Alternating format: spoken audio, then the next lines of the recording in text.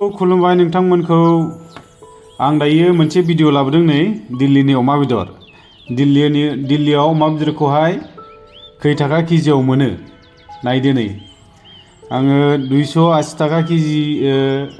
280 थाखा सेरसेयावहाय आङो 1.5 केजि लानानै फैदों अमा बेदरखौहाय दिल्लीनि बसनगाव होननाय जायगायाव लायदों आङो नायदो जोंनि बड'लेण्डआवथ' माथो 350 400 अमा बेदरनि दामा दिल्लीयावसो दाम खम एकदम ओमफ्राय आसामनि जानो मोजांसिन आरो दिल्लीनिखौ बारा गोथाव मोनजाया अमा बेदरखौ नै न'आव लानानै फैबाय आङो नै गोदानो नागिरदों दायो गोदानोसै माने हजों दानोबा दंफां थुख्रा नांफायो ओंखायनो न'आव लानानै गोदाफैदों आङो बेदरखौहाय दखानाव माने जानला मोनला दानफ्लेयोना नै गोदाखांबाय आङो 1.5 केजिखाय माने बारा बुरजा जाग्रा गैया ओंखायनो खावनै खालामबाय आङो एसे दिनै एसे जानोसै गाबोन समफोर एसे जानोसै होननानै आरो ओमफ्राय संनायनि लाहार फाहार खालामबाय नै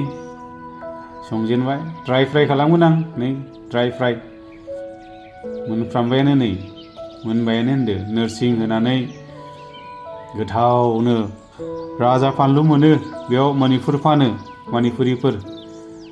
बे फानलुखौ एकदम खुगायाव आलौज्रोम मोनलायलायनाय आरो दसेल' आलौवो खिन्थु उदैयाव आलौहैया आरो दामनि खेथ्रआवहाय दिल्लीनि अमा बेदरा माने 280 थाखायाव मोननाय मोजां मोनदों आङो जोंनि बड'लेण्डआवथ' ड्राइ फ्राइ माथो 400 350 360 थाखा बिदि आरो उदालगुरिफ्रावहाय दामा खम दिल्लीयावहाय ओरैनो दाउ बेदरफोरनियाबो खम दिल्लीयावहाय हजों आसामावहाय एसे जाग्रा बारा नालाय ओंखायनो एसे दाम बारा जानो हागौ नायदो नोंथांमोन माबायदि मोनो नोरसिं होनानै मोजां समायना संबाय आं नै जानोसैलाय आरो